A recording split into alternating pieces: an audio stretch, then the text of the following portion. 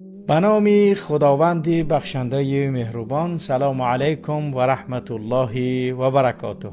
بیننده عزیز و گرامی، چون هر ماه برنامه سمیکا نیوز امروز تقدیمتان می‌گردد و شماره 22 برنامه سمیکا نیوز امروز تقدیم خواهد گشت و امیدوارم از این برنامه که کاملا پر از غارت و دزدی و پر از جنایات این عائله و این سمیکا تقدیم می‌گردد خوب با دقت ببینید تا اینکه برای آینده نیک باید ما و شما کار انجام دهیم که چون این دزدان و چون این غارتگرانی هیچ عائله دیگر وطن و ملت و مردم ما را غارت و اسیر و غلامی خود نگردانند.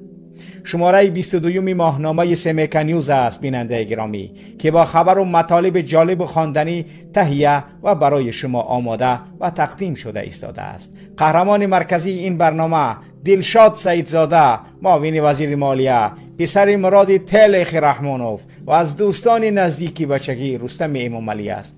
طبق معمول در برنامه خبرها را از داخل سمیکا داریم که آنها تنها و فقط در اصلاح نشر می شوند. از شمس‌الله و فرازی وی، شوهر رخشانه دختر امام علی رحمانوف، از صفت فرمایی پروینه دختر امام علی رحمانوف، از محب الله نامرد باشم و زنده باشم برادر عزیز مای گزت خانک زن رحمانوف و از منصور دولت آویجیانی وی که شهر توس را بداد آورده اند خبرهای را آماده نموده ایم.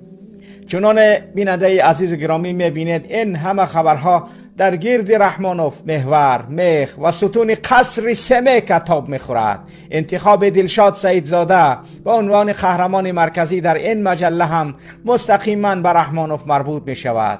مراد پدر دلشاد طول تمام حکومت رحمانوف جانداری شخصی وی بود و در این مدت از یک سرژانت یا سترشینه در بانک حکومت ولایت سابق کولاب تا به رتبه گنرالی رسید. میتوان حد زد و پیشگویی کرد که دلشاد نیز اگر رستم جای پدرش آمد به مقام بلندتر از آنچه که امروز دارد خواهد رسید. چرانه پدرش آزموده و صادق، خودش هم سگوار خدمت خواهد کرد. ولی طبق خبرهایی که دستی اصلاح رسید، دلشاد سالها پیش از پیشنهاد پدرش برای تلخ اولی رستم شدن آماده بشود سر باز زده است. حالا بیننده عزیز و گرامی برنامه را شروع میکنیم از ریز اخبار و خبرها. اخباری سمیکا، شمس‌الله، فراز و ترمینال های نزدی مرزی وی. اسم شمس‌الله صاحب اف بیننده گرامی و فراز شرکت غل پیکری او را نه فقط در تاجیکستان در بیرون از کشور هم به خوبی میشناسند. فراز عملا در تمام جبهه های خواجگی خلق تاجیکستان یک کتاز و مناپولیست است. اینجا از عرصه هایی که فراز تصرف کرد نمیگوییم، چون که پیش از این هم بارها و بارها گفته بودیم و نه تنها ما، حتی رسانه و سازمان ها و تشکیلات های خارجی که هم راجع به جبهه های بسیار پهلویی و زیاد دیگر اطرافش نوشته‌اند. اما در هیچ یکی از این نگاشته ها حرف خوب در وصف فراز گفته نشده است. همین بود که برای از این رسوایی و بدنامی رهیدن 5 سال پیش شمس‌الله اعلان کرد که دیگر فراز وجود ندارد و فراز را برهم داده است. اما منابع ما میگویند که در تمام نقاط سرحدی تاجیکستان، تکرار میکنم در تمام نقاط مرزی، فراز چند سال بدین سو با نام ترمینال های راه اندازی کرده است که وسیله نقلیه چی بارکش و چی مسافر برو چی شخصی بدون سند آن و از قلمرو کشور در و برا کرده نمیتوانند. منبع اصلاح که سالها در یک کپی کنترل پونکتی گذرگاه مرزی فعالیت میکند چنین گفت: فراز در تمامی کپه های تاجیکستان هست. فراز معلوم است که از آن رخشانه دختر رحمانوف است. رخشانه سفیر تاجیکستان در بریتانیای کبیر است. شوهرش شمس‌الله صاحبوف تمام دولن کم از تنرو عموما دلخواه ماشین که وارد یا خارجی نقطه مرزی می شود در ستاینکه های کپه یک روز را می گذرانند. معطل درست شدن دکومنت هایشان باید و حتمی وارد ستاینکه ترمینال فراز بشوند. راننده های بیچاره شلپر و لکات و خسته هزارها کیلومتر را طی می کنند ولی اینجا نگاهشان می دارند. در کپه ها دستور داده شده است که نمانید که ماشین ها از ساعت 8 گذرند. ما از سردار میپرسیم که چی ده نگذارن، خواهیم مونیم که بگذارن، ما 24 ساعتیم کار میکنیم بگذارن، ساعت 10-11 شب شد بریم خواب کنیم آنها هم بیروند. نمیگویند، ممکن نیست بگوید در سینکا بیستند. آخر برای چی بیستند؟ برای این ماشین ها می ایستند که در ترمینال فراز شبانه استراحت است. این ماشین های باربر باید سر هر ماشین از 400 تا 600 سومانی بپردازند. البته در هر منطقه ها بر هر نرخ است، از 150 شروع همین خیل بالا تا 400 و 600 و از آن بیشتر باید پول دهند. در یک شب با کمیش 70-80 ماشین اینجا جمع می شود، ولی باز روزهای می شود که تا 140-150 ماشین جمع و در نوبت می ایستد هر روز و باید این پول را پرداخت نمایند و سپس گذرگاه مرزی شلگباوم را می بردارد و بعد گمرک اسناد آنها را به رسمیات می درآورد. یک بار پیش خودتان حساب کنید که اینجا در یک شب چقدر پول راننده ها را فراز می گیرد و آن را در 365 روز یک سال ضرب زنید و این را هم به حساب گیرید که در تاجیکستان چقدر گذرگاه های مرزی وجود دارد و همه این پول به جیب فراز شمس‌الله داماد رحمانوف و رخشانه دختری وی وارد می شود. واقعا خیلی دهشت است. اگر هر یک انسان در این قضیه کمی اندیشه نماید می تواند بفهمد که چی وضعیت ادامه دارد. اگر به حساب عادی بگیریم 100 ماشین 500 سومانی دهد، 1.5 میلیون سومانی در یک ماه از یک کپی پول کار میکنند که تنها آن می رود و وارزی حساب های افشاری دختری امام علی رحمانوف و دامادش می شود. خوب دیگر حساب کنید که چقدر گذرگاه هست و اینها چقدر پول های این دولت و ملت را که باید به منفعت این مردم استفاده شود ولی به منفعت یک عائله استفاده می گردد. من حیرانم چرا برای عبور کپه ها که از آن دولت است، پست سرحدی تاجیکستان است، با فراز پول می دهی و بر عوضی چی آخر؟ فراز بر عوضی پول می گرفته چی کار میکند؟ من حیرانم. حیران نشو، تا وقت رحمانوف هست انا خیلی حیران زندگانی باید کنی. در گمرک پول می دهند، برای رنتگن پول می دهند، در جایی که نظارت اسماتر میکنند پول می دهند. پراستاتک ماشین را اسماتر کردیم میگویند 30-40 سومانی میگیرند. پراستا نمرش را قید میگیرند، برای پچت زدن به بارش پول میگیرند، برای رستماش که بار پول میگیرند. من حیرانم که ده همه چی که میدروید پول میتن. در شلگباوم ایستادگی شلگباوم را خوی میکند 10 سومانی، ماشین میآید سرحد یک اسمات رو میکند 20 سومانی، پچتش میزند باردارش 150 به بار 60-70 سومانی. کس نمیفهمد که به خاطر چی پول میدهند این مردم. من 10 بار گفتمشان پول نتین نچلنیکی کپی آنچین بودگی پلکونیک بابا رجبوف حاضر در فتح آباد نچلنیکی کپی از گفت ات کردور نشو حق تبگی خب کن. انا این است راهی حرام خوران. والله از در درآمد تاجیکستان که غارتگری سر می شود تا آخر، ولی تا همین حالا نفهمیدم که چرا فراز از سر هر ماشین اینقدر پول می گیرد. اگر فراز از آن شمس‌الله داماد و رخشانه دختر جناب نبود می توانست حق داشت که سر هر ماشین در سرحد پول بگیرد. پس معلوم می شود که در این غارت و تاراج مردم خود امام علی رحمانوف شریک است، بدون شک شریک است و در آن هیچ کسی شک هم ندارد. اکنون میگذاریم به ریز اخبار دیگر. محبی داد در عروس جناب جیانی وی و دختران شهری توس. نه فقط شمس‌الله داماد رحمانوف محب الله نامرد باشم و زنده باشم دادر عزیز مای گزیت خانه که زن امام علی رحمانوف هم سرحد و گذرگاه های آن را مثل دری عاقلش استفاده میبرد. محب در تمام گذرگاه های مرزی ولایت ختلان 1-2 نفر آدم های خود را دارد. واردات مال هایی که ممنوع است از جمله سیگارتی چنج برای وی اجازت و روا است، اما محب الله از سرحد 5 پایان با دولن و فوره ها میگذراند. وقتی میگوی که ای بچه این ماشین ها چی دارد، گنرالی که آنجا نشسته است پراورکشان نکنین، پیچتشان نزنین میگوید. میگویم چرا آخر گرانیس سرحد دولتی را عبور کرده ایستاده است. رفیق گنرال میگوید که کاردار نشه، ماشینای اویان، ماشینای ایان. چیزش گفته نمیتوانی، نه پراورکش میکنم میگوی، تمام فرمانت را میبرارد. گمشه برای سری وظیفه میگه. دیگر یک دست در دهن، یک دست به پشت، چشم ها پوشیده، گوش ها ناشنوی خب میکنی. برای چی؟ به خاطری که دیگر راه نداری. همه چیزهایشان را میبینیم. هر روز سیگارت وارداتش ممنوع را با فورا میزدند و میبرند. ما که یک بلاک میگرفتیم یگان راننده محبت میکرد برای استفاده خودمان کنتراسویت کش ای ایسو می آمد اوش ای اوسو تو سیگارت بیزنس میکنی و میکند 1500 2000 سومانی تا میگیرد تا 10,000 سومانی بچه ها را گرفتگی هستند. باور کنید این دهشت است. میکنند و میگرفتند. لوامون کشال می استادیم چیکار میکردیم؟ اویلی کشداد میکردیم. آیا باز کدام کم از ایسای شناسمون که بیا بسیار بودند می آمدند یک چی نیمچی می دادند برای بچه هایتان گفته دستگیری میکردند.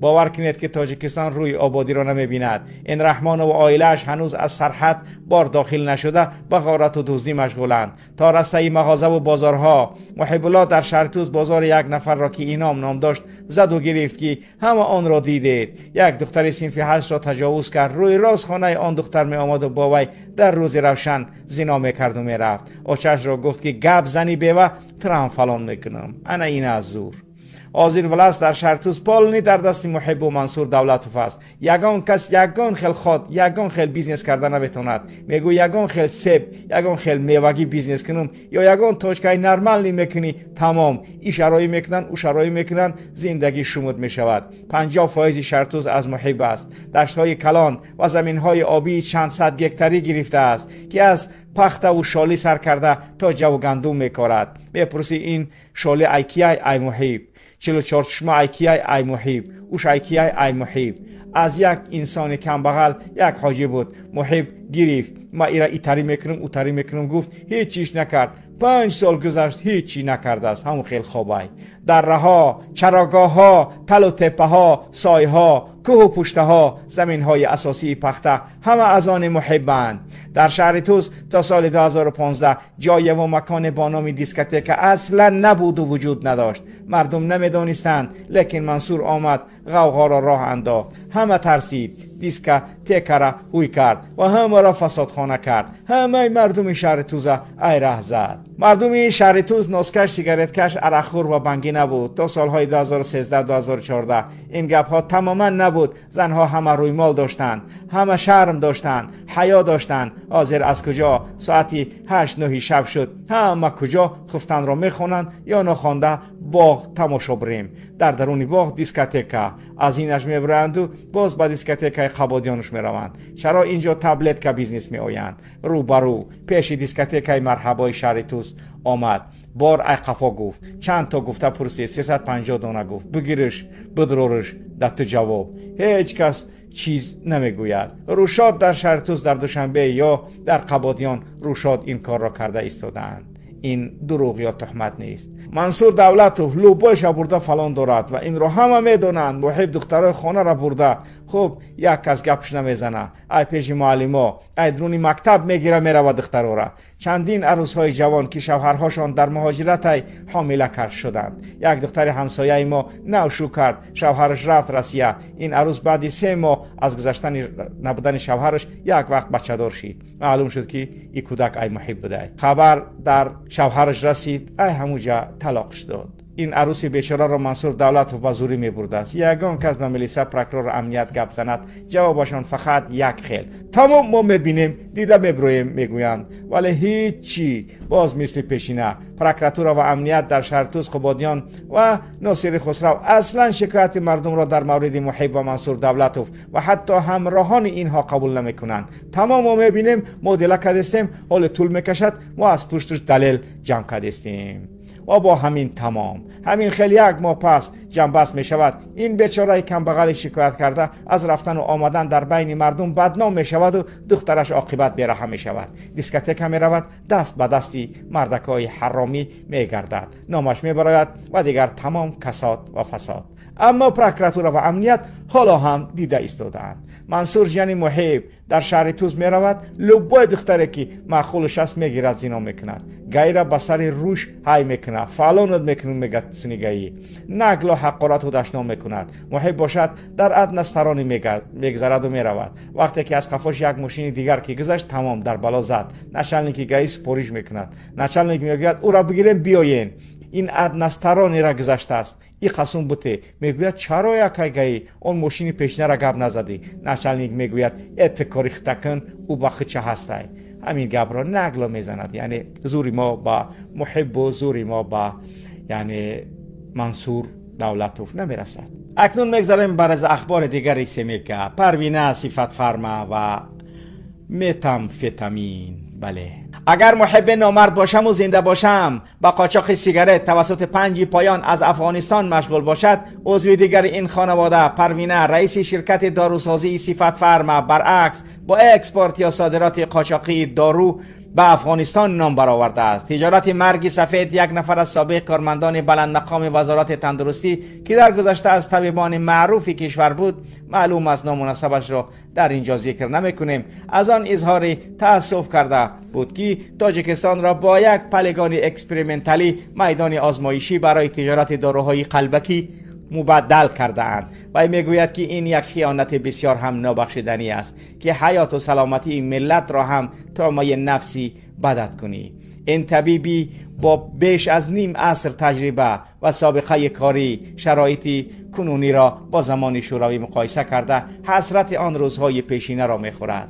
در زمان شوروی برای آنکه یک دارو با استفاده داده شود 10 آزمایشگاه میسنجید، خلاصه میداد، اکسپریمنت در موش و کلموش و خرگوش ها گذرانده میشد. بعد این همه باز در طبابت بعضی از بیمارانی که دارو به بیماری آنها نگرانیده بود آزمایش میشد، همان هم با دازه خورد. طبیعی است که برای این همه مرحله ها را طی کردن وقت و مبلغ به خرج داده میشد. برای همه این پروسس ها و پروسیدور ها و تا به قید ماندن این یا آن دارو مبلغ کلان تا 15 میلیون دلار صرف میشد.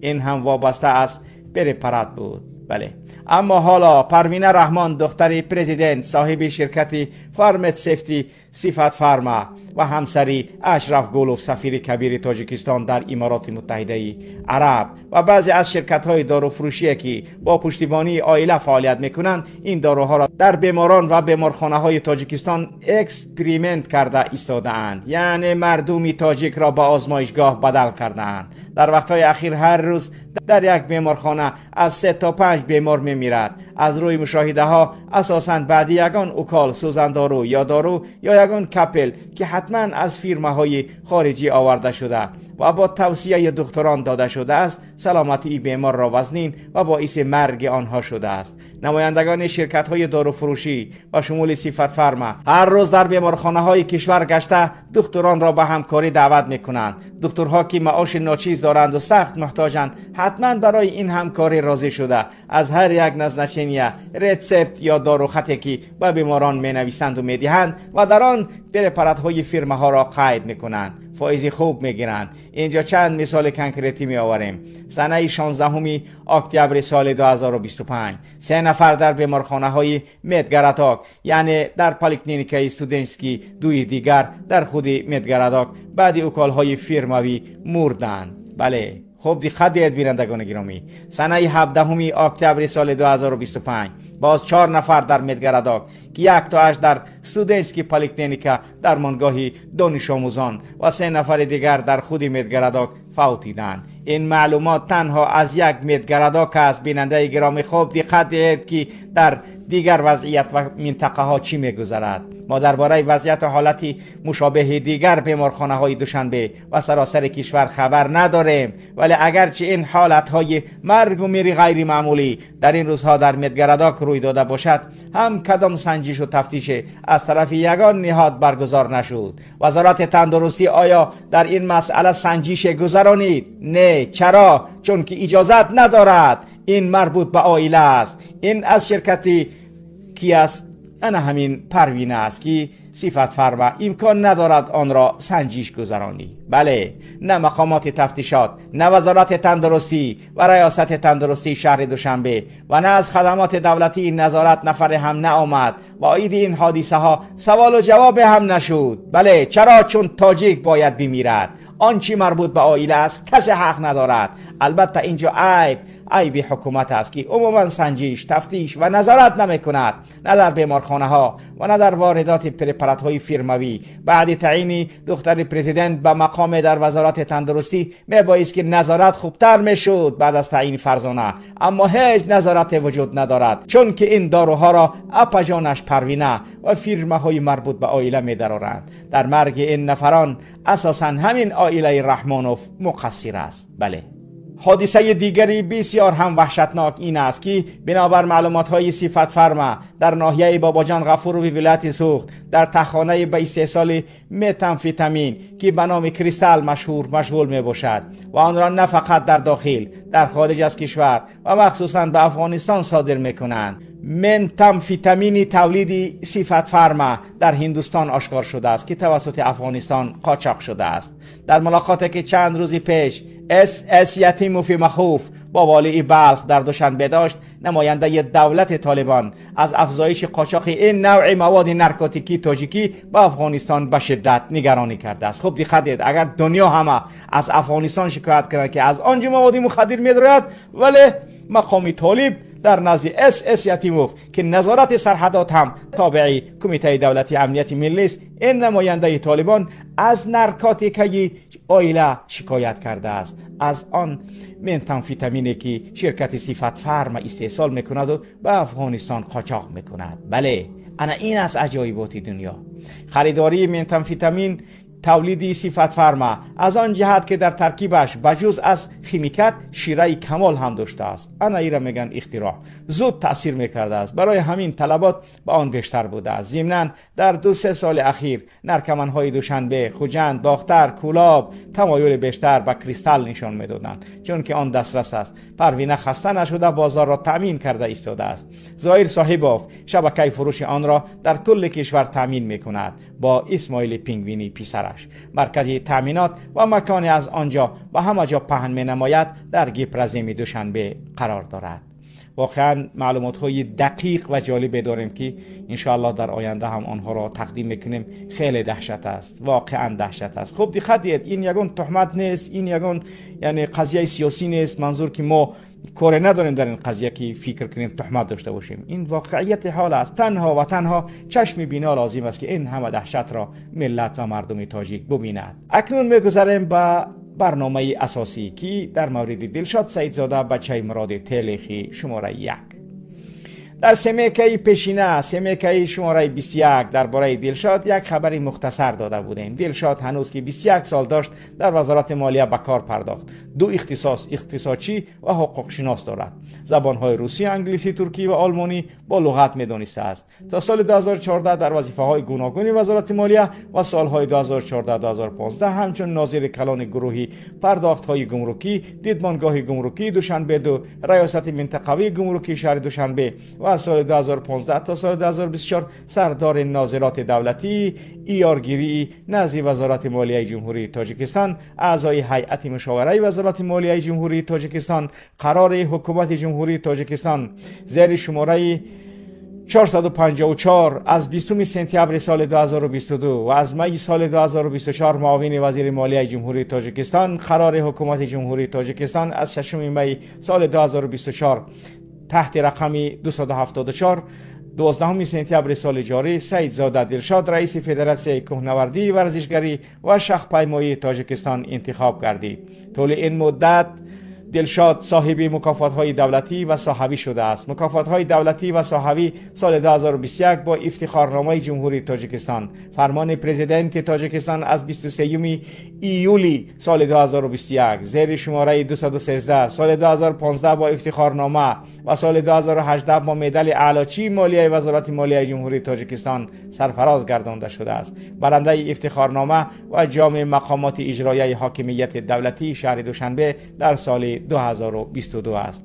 رتبه تخصصی مشاور خدمت دولتی درجه اول. خب دقت کنید، فرمایش وزیر مالیه تاجیکستان تحت شماره 8 از 13 ینور سال 2021 عضو حزب خلقی دموکراتی تاجیکستان هست. عضو کمیته اجرایی حزب خلقی دموکراتی تاجیکستان در ناحیه اسماعیل سامانی، عضو شورای مرکزی تشکیلات جمعیتی جوانان سازندگان وطن، عضو ریاست اتفاق جوانان تاجیکستان است. بی دلشاد 10 سپتامبر سال 2020 در 97 سالگی در واسه درگذشت. مراد پدر دلشاد و مادر مراد گرفتار کرونا ویروس شدند. مراد نجات یافت اما کمپیری 97 ساله درگذشت. از اینجا بود که دلشاد در آن سال خیر و صدقات کرد تا دعای مردم را برای شفای پدر و بیبیش دریابد. آن وقت نشریه‌ها از جمله ازیا پلوس نوشتند که پسر محافظ پرزیدنت با دوشنبگی‌ها آنتی سپتیک و نقاب تقسیم کرد. دلشاد سیدزاده دیروز از 2 محله اهالی نشینی پایتخت بازدید کرده با ساکنان مواد آنتی سپتیکی و نقاب تقسیم کرد. دلشاد از اهالی دعوت کرد که با آوازه و هنگامه‌های بی اساس در مورد بیماری کرونا ویروس باور نکنند. در حال بیبیش از دنیا میگذرد، خودش آنتی سپتیک تقسیم میکنه ولی باز مردم میگه که با کرونا ویروس باور نکنید. این از حکومت رحمانوف. وکیل مجلس وکیلان خلق شهر دوشنبه دلشاد سیدزاده در همدستی با فعالان حزب خلقی دموکراتی تاجیکستان در روز 14 می سال 2020 از محله بدخشان 1 و نیسار محمدی پایتخت بازدید کرد. در این باره به ازیا پلوس یک منبع از شهرداری دوشنبه خبر داد. دلشاد از کادرهای حکومت رحمانوف خواهد بود که در حکومت رستم اگر با آن روز این حکومت برسد با احتمال زیاد یا در سپربانک یا در خود همین وزارت کرسی اساسی را صاحبی میکند. بله، دلشاد از رفیقان نزدیک رستم و در کروگی وی است.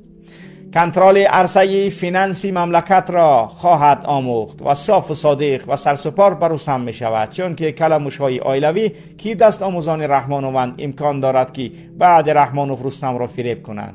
دلشاد با آنکه از بچگی با رستم است، از ملشی جنب و جول آنها با خبر میکند. یکی از محافظان پیشینه پرزیدنت که نامش رستم بود قصه کرده است که مراد میخواست پسرش با رستم باشد و در آینده همچنانه که خودش پرزیدنت را محافظت میکند و نفری باوریناک است، دلشاد پسرش هم با رستم چنین نزدیک و مورد اعتماد باشد. دلشاد وقتی که هنوز در کرسی سیوم بود این خواهش پدرش را توسط مادرش رد میکند. دلشاد به مادرش میگوید که مرا نمیفوره و چه رنگ اتم نه شب خواب و شما نه روز. اتم خیلی خدمتشون کرد، مونین ما برای خودم برم. خوب بچه باقی. دلشاد در زمان دانشجویی با یک دختر از سلاویانسکی عاشقی میکرد. آن دختر از دلشاد یک کورس پایان میخواند. بعد ختم دانشگاه آن دختر از دلشاد حامله میشود و پنهانی تولد میکند. پسر تولد کرد مراد تلخ و باز چند نفر از نفران نامدار در آفیس احمد کلبسه زیاد جمع میشوند. علیشیر بوغالتری احمد کلبسه نقل میکند که اکای مراد میآید ساعتاش خطی شیف یعنی احمد کلبسه میشینند راز دیل کده. در یک ایچونی نشست ها مراد زیاد از رحمانوف ناراضگی میکند که ما این قصول دبرشم یا بچه مرا نتونست یا وظیفه سوز بوده. این گپا پیش از معاون وزیر مالیه تعیین شدن پسری مراد بود. احمد کلبسه هم سخت عصبی شده زن پرزیدنت حقارت‌های سخت میکنه. عزیز مورا احمد کلبسه میگه مراد جان صبح خفه نشه، این فلانی زن پرزیدنت از دیگه گپشه در تروسی کشیدن میگذره. این یعجوج و معجوج دنیا را زایده ای چوبا مورا جا میمونه. این فلانی زن رحمانه باید ده همو خوجان تو بعد ترکت شدگی یعنی مش میکردی هموجه ترا پرید لگت کهان تو خطا فیدویی گرفتی. آنا نتیجهش همینه اکو فندم خوردی خواب که سرت تگی تاقی کنه گرد. خوب دیگر واقعا جوری با احمد کلبسه زوره. خب این گپا را علیشیر ارگتی که محاسب احمد کلبسه می باشد نقل کردگی. بعد دلشاد را در وزارت مالیه کار ماندن مراد امید داشت که بعد 3-4 سال وزیر می شود. دلشاد در وزارت مالیه زیاد کار کرد. دلشاد بعضی از نفران کمانده رستم را سخت بد می بیند، خصوصا شاهرخ سعید را. دلشاد در وزارت مالیه چندین رسرت ها و اضافه نویسی ها را پیدا کرده بود و میخواست به بالا گوید، اما پدرش گفت که تو باید کور باشی بچم. مخصوصا خیلی از شوری موری های دختری مطلوب خان دولتزاده سابق راهبر دستگاه اجرایه و از خویشاوندان نزدیک رحمانوف را که تا آمدن دلشاد در جای پیشینه دلشاد اینسپکتور دولتی ایارگیری طلا و دیگر معادنگران ارزش وزارت مالیه کار میکرد، دلشاد شرطنامه های کلان را که در آن شرکت های اعضای رحمانوف شریکند پیدا کرد. دلشاد زیاد نسخه برداری ها کرده مانده است برای روزی مبادایه. خوب واقعا خیلی دهشت است. اکنون بیننده عزیز و گرامی گذاشتیم به آخر سخن. تاجیکستان بیننده گرامی امروز به اموال شخصی یک خانواده تبدیل یافته است. در هر گوشه کشور ایزی سمک دیده می شود. از سرحد تا بیمارخانه، از گمرک تا وزارت، همه چیز به مال تبدیل یافته است. زمین، مال، کرسی و حتی جان انسان شمس الله سرحد را مالکیت خود کرده است. محب و منصور دولت و دختران مردم را، پروینه دارو و سلامتی را، دلشاد باشد مالیه دولت را. هر کدام به نام عائله و با تکیه به قدرت رحمان غارت میکنند و همه آنها میدانند که قانون برای مردم است نه برای آنها. در کشوری که حتی نفس کشیدن به اجازت سمی که می شود، مردم دیگر چیزی را برای از دست دادن ندارند. از همین سبب ترس هم دیر نمیماند، زیرا وقت حقیقت به صدها زبان گفته می شود دیگر هیچ دیوار پیش آن نمیماند. سمکا نیوز بیننده گرامی، برای آن است که مردم بدانند نام هر یک دوست، هر یک زناکار، هر یک فروشنده وجدان ثبت می شود و وقت حساب و کتاب فرا رسد دیگر نه سرحد، نه گمرک، نه سابق داماد کسی آنها را نجات دادن نمیتواند. اگرچه حقیقت دیر راهش را مییابد، هر سند، هر عکس، هر نوار کوتاه میتواند حلقه دیگر این گره ها را باز کند. ما وعده میدهیم تا زمانی که حجت و دلیل هست این پرده فرازی ها را ادامه میدهیم. اگر تو نیز شاهدی سند داری با ما برسان. هر قدر ترس پخش شود همان قدر دلیل را باید بلندتر خواند. حقیقت دیر میماند ولی همیشه می آید. ما میگوییم، می نویسیم و باز میگوییم تا روزی که تاجیکستان دیگر مالکیت شخصی یگان عائله نباشد. تاجیکستان وطن هر یک تاجیک و تاجیکستانی هست و خواهد ماند. برای رسیدن به آن روز بزرگ مبارزه باید بریم. بله بیننده عزیز و گرامی، وقتی گفتن، وقتی نوشتن دیگر به پایان رسیده ایستاده است. دیگر ساعات و روزهای عمل رسیده است و این را حکومتی کشور خاصتا امنیتی ها خوب درک نمودند و میدانند که ما چی میگوییم. وقتی عمل میگوییم میدانیم که چی میگوییم و آنها نیز پای برده ایستادند که عمل یعنی چی؟ یعنی کزر و صفویزه، یعنی تلخ کفشیدن، یعنی خوب دیگر، ولی اینها سودشان ندارد. بله بیننده عزیز و گرامی، در ارسال هر معلوماتی که دارید کوتاهی نکنید. هر معلومات شما میتواند جریقه را به بار آورد. با شما بود محمد اقبال صدرالدین. سلام علیکم و رحمت الله و برکاته.